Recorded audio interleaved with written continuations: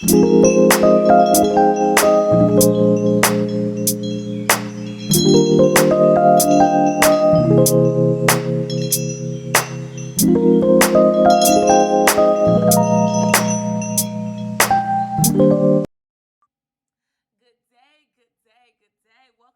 to another episode of Tabitha's Topics. I am your host, Tabitha Morris, and I'm the owner of Clinical Consulting Agency, which is an agency geared towards the advancement of mental health professionals and organizations all around the world. And first and foremost, before we even get started, I want to just say thank you. Thank you all for participating in our PAC segments this month. As you all know, we have a workshop and we also had a special segment geared towards overcoming systematic racism in the industry of mental health. So it was a very impactful, very powerful. We were able to come together from different cultures and different all walks of life and really discuss those things. And it was just such an eye-opener and a forte and a segment into other things. So I'm so excited, and please stay tuned because we will continue to address that. It was such an eye-opener even for myself, and I truly thank our panelists, Molly Byram of Molly Byram Therapy, and also Miss Daniela Shaw of Mental Exchange Incorporated. Thank you so much for participating. I also want to give a special shout out to Miss Aye Brandy from My Therapist is Black, who hosted a phenomenal segment on racial trauma and healing this month that we were able to be a part of. So I'm truly, truly grateful that we're having these conversations and that we as clinicians are really diving deep into laying a new foundation for the next generation, because that's what it's all about. That is what it's all about. If we are not laying the new foundation for the next generation, we are blatantly wasting our time. So I'm so grateful for these conversations. They're very impactful, and now it's about solutions and how we can solve our problems. So I'm so grateful. Thank you to every participant for all of those segments this month. And so today's webisode is about something that is near and dear to my heart. It is about resume building. And so for those who may or may not know, Clinical Consulting Agency does offer assistance with resume building and clinical talent recruitment. And so with those items, which go hand in hand with one another, we work very closely with professionals and organizations for career matching to make sure that not only is it a good fit for the organization, but that it's a great fit for the clinician. So we operate as a mediator to ensure everyone is happy, to ensure that our clinicians who partner with us, that they're able to flourish, that they're able to get the professional advancement and development that they need and the skill set that they desire, and that they're also able to flow and grow in the area that they desire. So the first bullet, we have 5 key points today.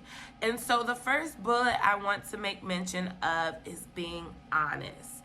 It is so important to be transparent when you're talking about creating a resume, because your resume is only a reflection of who you are.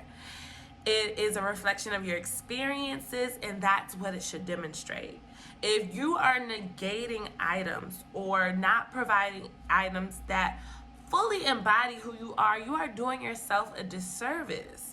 If you are not updating it regularly, i.e. identifying those credentials that you may or may not have, or even if it's in progress, adding that to your resume can make a world of difference. Not only in obtaining the job, but even obtaining the pay that you desire.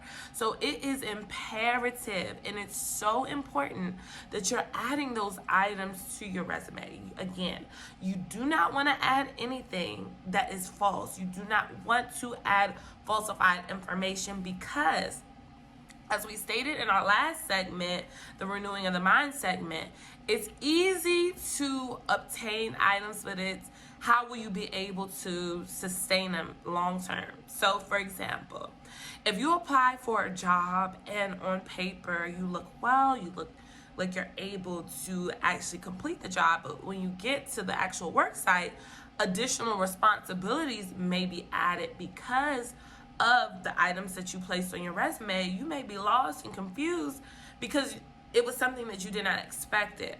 Now, usually when jobs do a general job description, it is general and it can change depending on what the need is. However, it is a general overview of items that you will be accomplishing, but there's always items that are generally added, and that's just a rule of thumb. And so it's important to know that you can do the job and be confident in those abilities. And so be honest with yourself and be honest with the organizations that you are applying to. Next point, presentation matters. Presentation matters. It is what gets your foot in the door. Because if your resume says or it appears that you don't care about your resume, then why would employers or recruiters or HR, human resources, why would they even consider this? Why should they take you serious? Why should they take you seriously if you're not taking your resume seriously? That and first impressions are lasting impressions. So if you have multiple font sizes, we can't read your bullets, it's too small or it's too large. If you have multiple pages, anything over 2 pages is considered excessive. Yes, you may have been in the field 20 to 25 years, but anything past 2 pages will not be reviewed. And I can tell you that from experience. I have been reviewing resumes now for approximately 6 years. So I can tell you that from personal and professional experience. So you want to make sure that your font sizes are in order. You want to make sure that your formatting is in order. There are thousands of ways to format a resume. There's not one criteria for that, but you want to ensure that it looks neat and presentable, because you never know who's going to lay hands on your resume. You never know who's going to lay eyes on your resume. And so you want it to be a lasting impression, a good lasting impression. Our next bullet point is provide concrete information. And this is so important. Provide measurements, because employers want to see to what capacity you're able to complete a job. For example, have you ever led a team?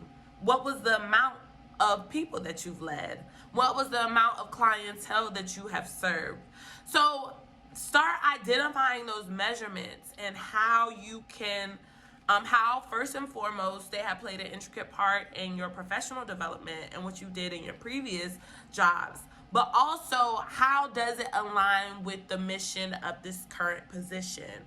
Because if they're looking for somebody who can manage a large team or, manage a large caseload, that is something that you definitely want to exemplify. You definitely want to always put numbers in place. People are numbers people. It doesn't matter if they're not mathematicians or anything like that. Numbers equals results. So people want to see what you can manage. So you add that to your resume, and it doesn't have to be in every bullet, of course, or anything like that. But make sure that there is some type of concrete information that employers can look at. Our next bullet point is list your achievements. So this goes back to number one, being honest about who you are. But this really walk in confidence. There are so many people that negate putting information that is key to getting a position. So have you written a book before? Have you, did speaking engagements? And I'm talking to my mental health professionals.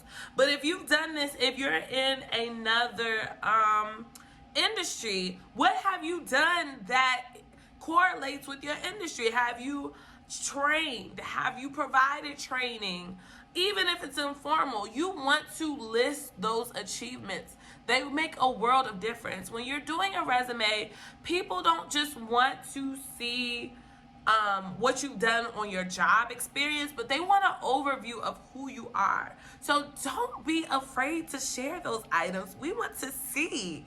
We need to see, because those make the determining decisions when it comes to employment. Like, is this person well-rounded? Are they a team player? Have they worked with teams before? And were they successful with that? So those are just some examples, but list your achievements. We want to hear, we want to see, show off in that section. Show off your professional achievements, okay? And our last bullet point is tailor your resume to the specified position. This is so imperative, so important. Reviewers know when you are sending your resumes to not only them, but to 50 other jobs, okay? And some jobs are very similar, so if it's in the same type of industry doing the exact same thing, then yes, it's understandable. But when you are applying to be a case manager, or if you're applying to be a therapist, those have two different objectives. And so they need to, while you're still caring for people, you need to go a little bit more in depth about what your real objective is. What is your goal? Because that is what the objective actually means. What is your overall goal and desire? What are you hoping to accomplish and fulfill by obtaining a position in this particular field? It's so important to know that. You don't want a job just to say you have a job. You want a job that you can thrive in, that you can grow in, and you want to make sure that you're matched to an agency or an organization that can accommodate that goal. Because what happens is, if you're sending generalized items to companies, you're going to get generalized results. And so you want to make sure you're tailoring it. I would say upon every position, just look at the objective. Look at the objective to make sure that it's still in alignment with what you are hoping to achieve. But again, making sure that it correlates to what they're looking for as well. But be honest about what you want, because at the end of the day, it's not about them. It's not about the organization. This is about you. This is about your advancement. It's about your professional development. It's about your growth. So what do you desire to see for your life? So this week's homework assignment is to take a look at your current resume. What does it look like? Is this something that you're pleased with? Is this something that you would want employers to see? Is it more than 2 pages? And if so, what is the reason behind that? So feel free to contact us. We do provide assistance with resume building, which is low costing, because we help those who help others.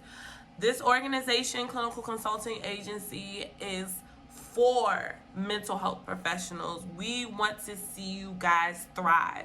So feel free to contact us if you need a consultation, if you need resume building services. We do offer that. We have a high percentage success rate for people who have actually utilized our services and obtained positions shortly after. We have powerful testimonies for those who have received the income that they desired as well. So be sure to tune in. Thank you all so much for joining me this week, and I look forward to seeing you guys next week. Have a wonderful week purposely. Take care.